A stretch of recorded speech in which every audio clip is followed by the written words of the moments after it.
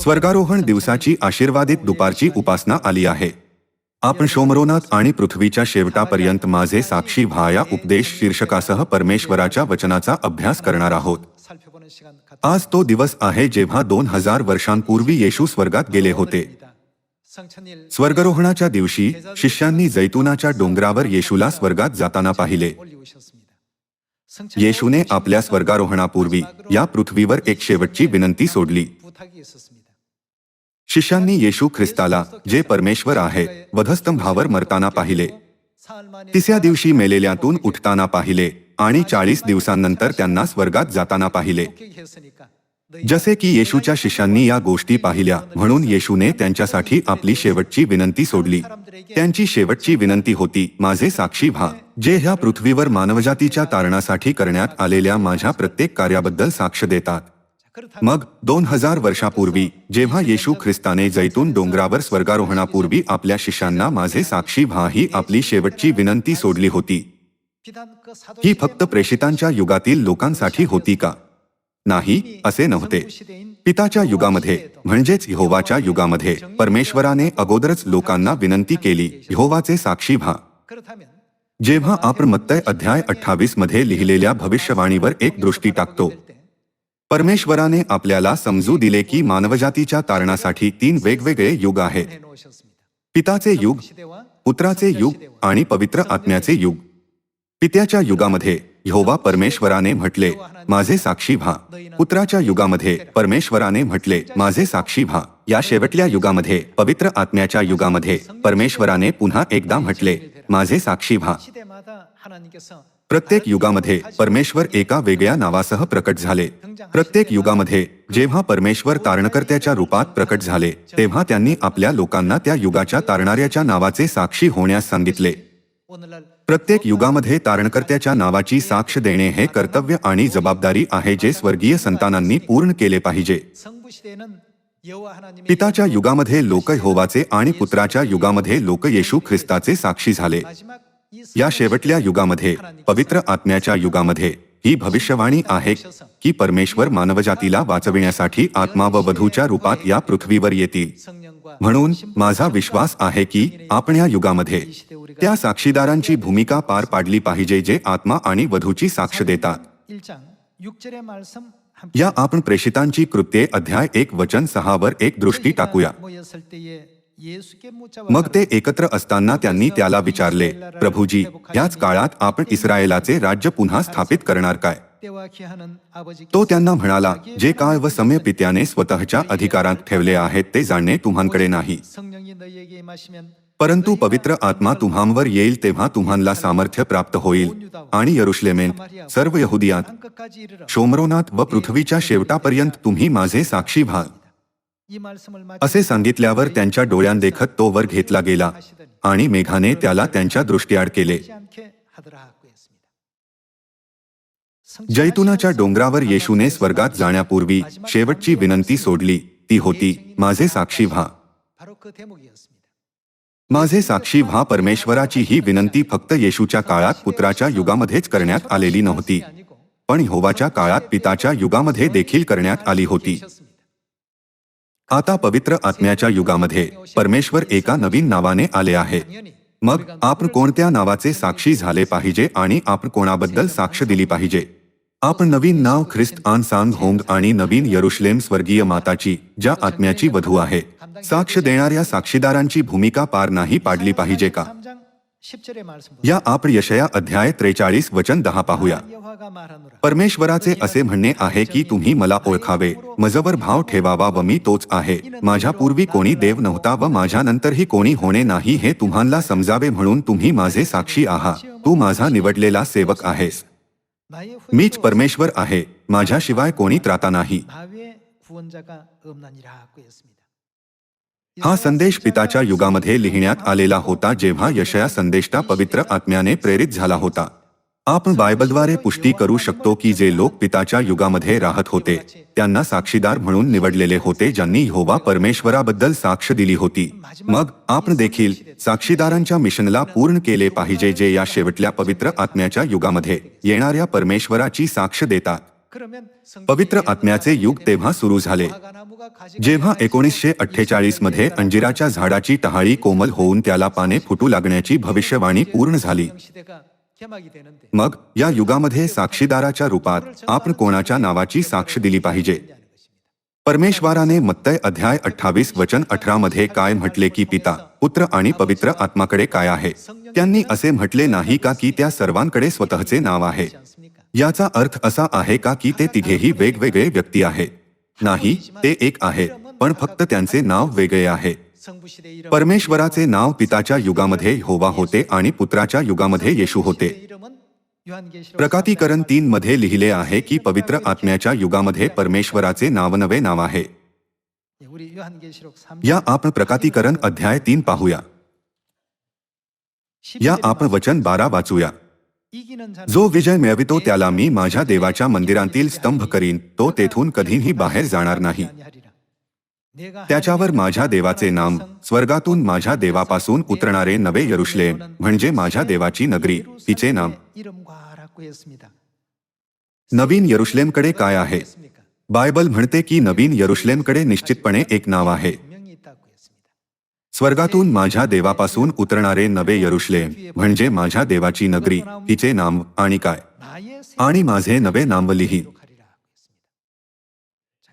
जेव्हा पिता परमेश्वराला एका प्रतिनिधी व्यक्तीच्या स्वरूपात समजावले जाते तेव्हा आपण फक्त माझे नवीन नाव यावर लक्ष देण्याची गरज आहे, ज्याचा अर्थ आहे येशू ख्रिस्ताचे नवीन नाव. पण जेव्हा आपण प्रकटीकरण 3 पाहतो तेव्हा आपण हे समजले पाहिजे की परमेश्वराचे 2 नाव आहेत, नवीन यरुशलेमचे नाव आणि माझे नवीन नाव. जेव्हा आपण ह्या नावांना ओळखतो तेव्हाच आपण आत्मा व वधू नवीन यरुशलेमकडे जाऊ शकतो. जेव्हा ते आपल्याला त्यांच्याकडे येण्यासाठी बोलावतात, हो ना? नवीन यरुशलेमचे नाव आणि माझे नवीन नाव येथे माझे येशू ख्रिस्ताला दर्शविते.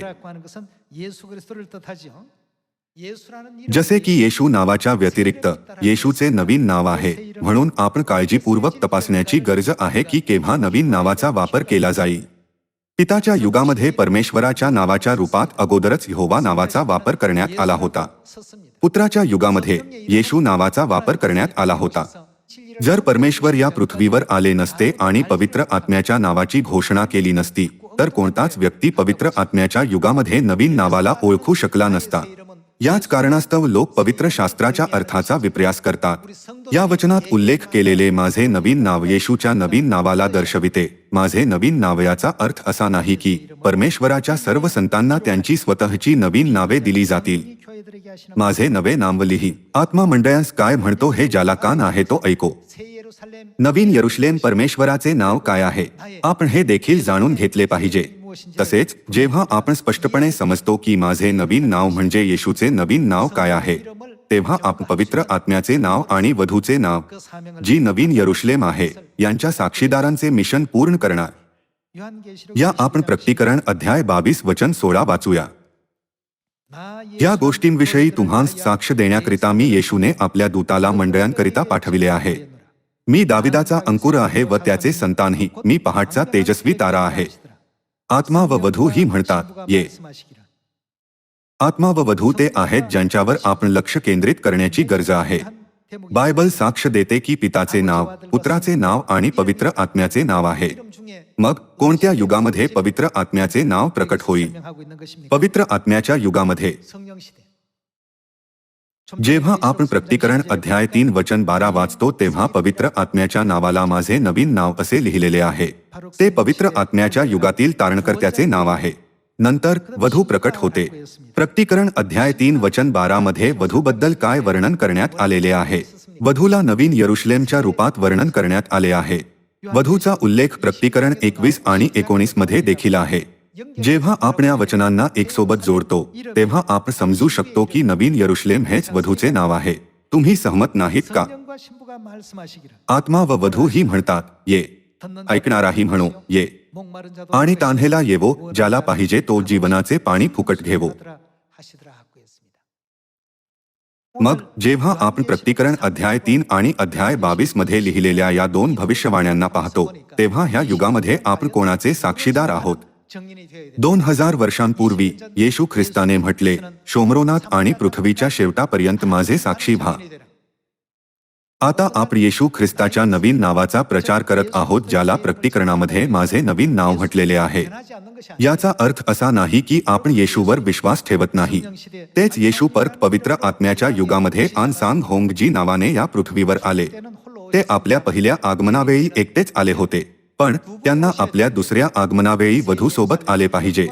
म्हणूनच परमेश्वराने नवीन यरुशलेमचे नाव आणि माझे नवीन नाव या दोन नावांचा उल्लेख केला. मग आपण नवीन यरुशलेमबद्दल आणखी थोडा अभ्यास करूया आणि समजून घेऊया की या सणाच्या स्वर्गारोहण दिवसाच्या अर्थाला पूर्ण करण्यासाठी या युगामध्ये आपण कोणाचे साक्षीदार झाले पाहिजे. या आपण प्रकटीकरण अध्याय 21 वचन 9 पाहूया. नंतर शेवटल्या 7 पीडांनी भरलेल्या 7 वाट्या ज्यांनी हाती घेतल्या होत्या अशा 7 देवदूतांपैकी एक देवदूत येऊन माझ्याबरोबर बोलला. तो म्हणाला, ये नवरी म्हणजे कोंकर्याची स्त्री मी तुला दाखवितो. तेव्हा मी आत्म्याने संचरित झालो असता त्याने मला मोठ्या उंच डोंगरावर नेले आणि देवदूताने त्याला काय दाखवले? पवित्र नगरी यरुशलेम देवापासून स्वर्गातून उतरताना दाखविली. त्याने म्हटले, ये नवरी म्हणजे कोक्याची स्त्री मी तुला दाखवितो, आणि त्याने त्याला यरुशलेम दाखविली. म्हणून प्रकटीकरण अध्याय 3 वचन 12 मध्ये परमेश्वराने काय म्हटले? मी त्याच्यावर माझ्या देवाचे नाव, माझे नवीन नाव आणि नवीन यरुशलेमचे नाव लिही. नवीन यरुशलेमकडे नक्कीच एक नाव आहे. ज्याप्रमाणे येशू ख्रिस्ताच्या नवीन नावाने पवित्र आत्मा या पृथ्वीवर येतात, त्याचप्रमाणे नवीन यरुशलेमचे देखील एक नाव आहे. आपण त्यांच्या नावांना नाही जाणून घेतले पाहिजे का? म्हणून आपल्याला ठामपणे समजले पाहिजे की आपण शेवटले युग, पवित्र आत्म्याच्या युगामध्ये जागत आहोत, जेव्हा स्वर्गीय पिता आणि स्वर्गीय माता या पृथ्वीवर आत्मा आणि वधूच्या रूपात येतात आणि मानवजातीला वाचविण्याच्या भविष्यवाणीला पूर्ण करतात. जरी आपल्या आजूबाजूचे लोक ऐकोत किंवा ना ऐकोत, तरी देखील आपण त्यांचे साक्षीदार असण्याची आणि त्यांची साक्ष देण्याची गरज आहे. 2000 वर्षांपूर्वी जेव्हा प्रेषित पौल येशूवर विश्वास ठेवण्याच्या आरोपाखाली तुरुंगात बंद होता, तेव्हा अचानक भूकंप झाला ज्याने तुरुंगाचे पाये डगमगले. प्रत्येकाचे साखळदंड तुटले जे त्यांना बांधलेले होते. तुरुंगाधिकारी स्तब्ध झाला आणि त्याने तुरुंगाचे दरवाजे उघडलेले पाहिले. असे वाटते की तुरुंगाधिकारी पहारा देत असताना झोपी गेला होता. त्याला वाटले, अरे बापरे, सर्व कैदी पळाले असतील. पूर्वी जर कैदी पळून गेले तर तुरुंगाधिकाऱ्यांना मारून टाकले जात असे. त्यामुळे ही एक जीवघेणी परिस्थिती होती. त्याने आपली तलवार उपसली आणि तो स्वतःला मारणार होता, कारण की त्याला वाटले कैदी पळून गेले आहे. त्यावेळी पौलाने म्हटले, तू स्वतःला काही अपाय करून घेऊ नकोस, कारण आम्ही सर्वजण येथेच आहोत. आमच्यापैकी कोणीही पळालेले नाही. काळजी करू नकोस. परमेश्वराच्या या महान रहस्यमय कार्याद्वारे तुरुंगाधिकाऱ्याला समजले की प्रेषित पौल काही सामान्य व्यक्ती नव्हता आणि त्याने पौलाला विचारले, माझे तारण व्हावे म्हणून मला काय केले पाहिजे? त्यावेळेस अनेक लोकांना येशूच्या नावाचा प्रचार करण्यात आलेला नव्हता. लोक येशूला फक्त एका सुताराच्या पुत्राच्या रूपाने आणि ख्रिस्ती धर्माला एका विचित्र धर्माच्या रूपाने पाहत होते, जो एका मनुष्यावर परमेश्वराच्या रूपात विश्वास ठेवत होता, जसे की प्रेषितांची कृत्ये 24 मध्ये लिहिलेले होते. त्यावेळेस येशूवर विश्वास ठेवणाऱ्यांना नासोरी कुपंथ असे नाव ठेवण्यात आले होते. जेव्हा तुरुंगाधिकाऱ्याने पौलाला विचारले, तारण प्राप्त करण्यासाठी मी काय करू? तेव्हा त्याने उत्तर दिले, प्रभू येशूवर विश्वास ठेव, म्हणजे तुझे आणि तुझ्या घराण्याचे तारण होईल. ते अशा परिस्थितीत नव्हते जेथे प्रेषित पौल बायबल उघडू शकेल आणि उत्पत्ती 1 पासून सुरू करून सर्व पवित्र शास्त्राला दाखवू शकेल. जेव्हा आपण याबद्दल बायबलमधील नोंद पाहतो की तुरुंगाधिकाऱ्याने येशू ख्रिस्ताला कसे स्वीकारले, लगेच बाप्तिस्मा घेतला आणि त्याच्या घराण्यासोबत वाचवला गेला, तेव्हा आपण असा विचार करण्याची गरज आहे की परमेश्वराने असे का म्हटले की ते या युगामध्ये आपल्या संतानांना नवीन यरुशलेमचे नाव आणि आपले नवीन नाव देतील. सर्व लोकांनो, जर नावाचा वापर होणार नसेल तर नाव देण्याची गरज आहे का? नाही, त्याची गरज नाही. जरी तुम्ही एखाद्याला बोलावू इच्छिता पण त्याचे नाव नसेल तर हे किती गैरसोयीचे होईल. लिहिले आहे, ज्यांना देव म्हणून म्हणतात असे स्वर्गात आणि पृथ्वीवर जरी असले. जेव्हा आपण प्रार्थना करतो तेव्हा आपण कोणाच्या नावाने प्रार्थना केली पाहिजे? म्हणूनच लोक येशू ख्रिस्ताच्या नावाने प्रार्थना संपवतात किंवा यहोवाच्या नावाने प्रार्थना करतात. पवित्र आत्म्याच्या या युगामध्ये आपण ख्रिस्त आन सांग होंग जी यांच्या नावाने प्रार्थना करतो. हे यामुळे नाही का, कारण की आपली प्रार्थना ऐकणाऱ्या आपल्या तारणकर्त्याच्या नावाने आपण आपल्या प्रार्थनांना समाप्त केले पाहिजे. आपल्याला निश्चितपणे तारणकर्त्याच्या नावाची गरज आहे. याच कारणास्तव बायबल साक्ष देते, मी त्याच्यावर नवीन यरुशलेमचे नाव आणि माझे नवीन नाव लिही. मग या शेवटल्या पवित्र आत्म्याच्या युगामध्ये आपण कोणाची साक्ष दिली पाहिजे? अंजिराच्या झाडाची टहाळी कोमल असता तिला पाने फुटू लागल्यानंतर सुरू होणाऱ्या युगात जगणाऱ्या पिढीला नवीन नावाच्या साक्षीदारांचे मिशन पूर्ण केले पाहिजे. या आपण पुन्हा एकदा प्रकटीकरण अध्याय 21 वचन 9 पाहूया. नंतर शेवटल्या 7 पिढ्यांनी भरलेल्या 7 वाट्या ज्यांनी हाती घेतल्या होत्या अशा 7 देवदूतांपैकी एक देवदूत येऊन माझ्याबरोबर बोलला. तो म्हणाला, ये नवरी म्हणजे कोंकर्याची स्त्री मी तुला दाखवितो. तेव्हा मी आत्म्याने संचरित झालो असता त्याने मला मोठ्या उंच डोंगरावर नेले आणि पवित्र नगरी यरुशलेम देवापासून स्वर्गातून उतरताना दाखविली. येथे उल्लेख केलेली नवरी प्रकटीकरण अध्याय 22 वचन 17 मधील वधू आहे. प्रकटीकरण 21 मध्ये वधूला कोकार्याची स्त्रीच्या रूपात लिहिण्यात आले आहे.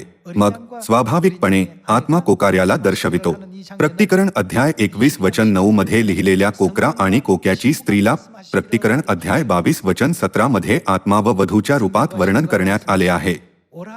आत्मा व वधू ही म्हणतात, ये ऐकणाराही म्हणो ये, आणि तान्हेला येवो, ज्याला पाहिजे तो जीवनाचे पाणी फुकट घेवो. आता या भविष्यवाणीनुसार आपण काय केले पाहिजे हे पाहण्यासाठी या अध्याय 22 वचन 17 वर थोडक्यात एक दृष्टी टाकूया. पहा, मी लवकर येतो. ह्या पुस्तकातील संदेशवचने पाळणारा तो धन्य. संदेशवचने पाळणारा याचा अर्थ काय आहे? परमेश्वराने आपल्याला जी भविष्यवाणी दिली आहे त्यानुसार मानवजातीला सार्वकालिक जीवन आणि तारण प्राप्त करण्यासाठी कोणाकडे गेले पाहिजे? जरी प्रकटीकरणाचे पुस्तक 2000 वर्षांपूर्वी लिहिलेले होते, पण हे त्या वेळेबद्दल नव्हते. पण या युगाबद्दल भविष्यवाणी आहे. आपण आत्मा आणि वधूचा शोध केला पाहिजे. आपण स्पष्टपणे पाहू शकतो की वधू कोकऱ्याची पत्नी आहे आणि आत्मा कोकरा आहे. जसे की आत्मा तो कोकरा आहेत जे दुसऱ्यांदा येतील. म्हणून आपल्याला कोकऱ्याचे नाव आणि कोकऱ्याच्या स्त्रीचे नाव माहीत असले पाहिजे. त्यामुळेच परमेश्वराने म्हटले नाही का की मी त्याच्यावर नवे यरुशलेमचे नाम आणि माझे नवे नाम लिही.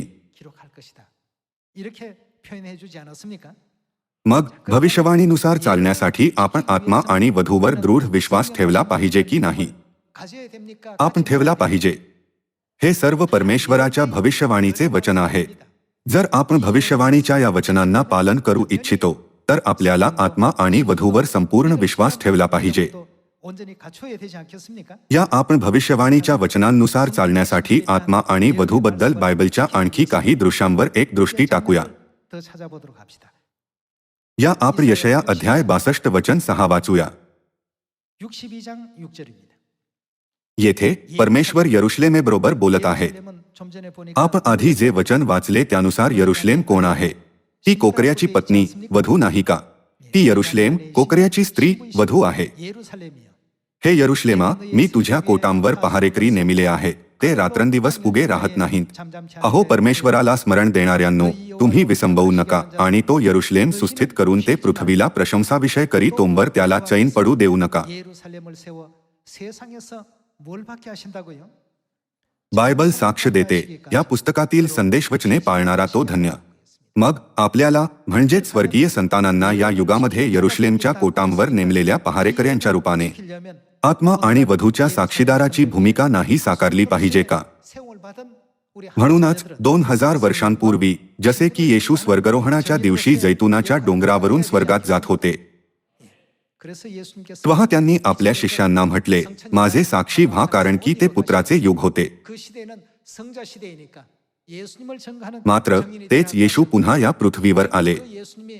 या युगात पवित्र आत्म्याच्या युगामध्ये तारणकर्ताचे साक्षीदार होण्यासाठी आपण कोणाची साक्ष दिली पाहिजे? आपण ख्रिस्त आन सांग होंगजी यांची साक्ष दिली पाहिजे, जे येशू आहे, जे या पृथ्वीवर दुसऱ्यांदा आले आहे. भविष्यवाण्यांनुसार चालण्यासाठी आपण ख्रिस्त आन सांग होंगजी यांच्यासोबतच आत्म्याची वधू स्वर्गीय माताबद्दल देखील साक्ष दिली पाहिजे. जेव्हा लोक पिता आणि माताबद्दल शिकतात तेव्हा ते पिता आणि माताकडे येऊ शकतात. जेव्हा आत्मा आणि वधू म्हणतात ये, तेव्हा आपण आज्ञेचे पालन करण्यासाठी त्यांच्याकडे गेले पाहिजे, हो ना? एदेन बागेमध्ये परमेश्वराने आज्ञा दिली, खाऊ नका. आणि 2000 वर्षांपूर्वी परमेश्वराने मागच्या वरच्या खोलीत आज्ञा दिली, वल्हांडणाची भाकर आणि द्राक्षरस खा आणि प्या. आणि प्रकटीकरणामध्ये शेवटल्या युगामध्ये परमेश्वराने आपल्याला आज्ञा दिली, आमच्याकडे या. या आज्ञेच्या आज्ञापालनात आपण पिता आणि माताकडे येण्याचा महान आशीर्वाद प्राप्त करू शकतो आणि या स्वर्गारोहण दिवसाच्या द्वारे भविष्यवाणीच्या वचनाबरोबर चालू शकतो. यशया अध्याय 62 मध्ये आपण पाहू शकतो की परमेश्वराने यरुशलेमची स्थापना केली, म्हणजे संपूर्ण जगाने त्यांची प्रशंसा करावी. या भविष्यवाणीच्या पूर्णतेमध्ये सहभागी होण्यासाठी परमेश्वर आपल्याला यरुशलेमच्या कोटांवर पहारेकरी बनण्यास आणि गॅप ना बसण्यास सांगितले आहे. दुसऱ्या शब्दांमध्ये परमेश्वराची इच्छा आहे की आपण यरुशलेमचा प्रचार करावा आणि त्यांचे साक्षीदार व्हावे. या आपण यशया अध्याय 60 वचन 1 वाचूया. उठ, प्रकाशमान हो, कारण प्रकाश तुझकडे आला आहे. येथे प्रकाशचा अर्थ यरुशलेमचा प्रकाश आहे. परमेश्वराचे तेज तुझवर उद्य पावले आहे. पहा, अंधकार पृथ्वीला झाकीत आहे, निबिड काळोख राष्ट्रांस झाकीत आहे, पण तुझवर परमेश्वर उद्य पावत आहे. त्याचे तेज तुझवर दिसत आहे. राष्ट्रे तुझ्या प्रकाशाकडे येतील, राजे तुझ्या उद्यप्रभेकडे येतील. जर ही भविष्यवाणी करण्यात आली आहे, तर या भविष्यवाणीनुसार आपण काय केले पाहिजे?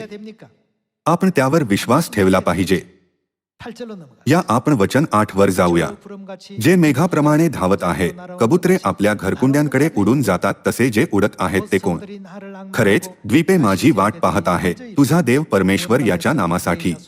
इस्रायलाच्या पवित्र प्रभूसाठी तार्शिशची गलबते तुझ्या पुत्रांना त्यांच्या सोन्यारुप्यांसहित दुरून घेऊन प्रथम येत आहे, कारण परमेश्वराने तुला वैभवयुक्त केले आहे.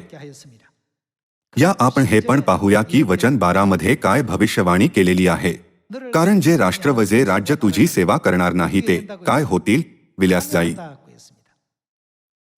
जर लोक स्वर्गीय यरुशलेम माताची सत्यता समजत नाही किंवा त्यांचे भय मानत नाही किंवा नवीन यरुशलेमच्या नावाच्या अस्तित्वाला समजत नाही, तर लोक आपल्या अज्ञानीपणामुळे नष्ट होतील. जसे की लिहिले आहे, जे राष्ट्र किंवा जे राज्य तुझी सेवा करणार नाहीत ते विल्यास जातील. या आपण अध्याय 60 वचन 20 वर जाऊ. तुझ्या सूर्याचा यापुढे अस्त होणार नाही, तुझा चंद्र निस्तेज होणार नाही, कारण परमेश्वर तुझा सार्वकालिक दीप होईल. तुझे शोकाचे दिवस संपले आहे. याचा अर्थ असा आहे का की यरुशलेम माताच्या जीवनात शोकाचे दिवस असतील किंवा शोकाप्रमाणे एखादी गोष्ट नसेल, कारण की त्या आपल्या शक्तीने आणि अधिकाराने सर्व काही करतात. त्यांचे जीवन शोकाने भरलेले आहे, कारण की त्या आपल्या मुलांमुळे दुःख आणि त्रास सहन करत आहे आणि त्या मोठ्या व्यथेत आहेत, कारण की जगाचे लोक त्यांच्या मुलांची निंदा करतात आणि अडथळा टाकतात. जसे की त्या यातना, त्रास आणि दुःख सहन करतात, म्हणून बायबल त्यांच्या जीवनाचे वर्णन तुझ्या शोकाचे दिवस तसे करते. पण ज्या दिवशी त्यांचा शोक समाप्त होईल तो नक्की येईल. या दिवसाला लवकर आणण्यासाठी मी तुम्हा सर्वांना यरुशलेमची संतान होण्यास सांगू इच्छितो, जे या भविष्यवाणीला समजतात आणि त्यांच्या शोकामध्ये व त्यांच्या आनंदामध्ये सहभागी होतात. कारण बायबल म्हणते की जे भविष्यवाणीच्या वचनांचे पालन करतात ते धन्य आहे.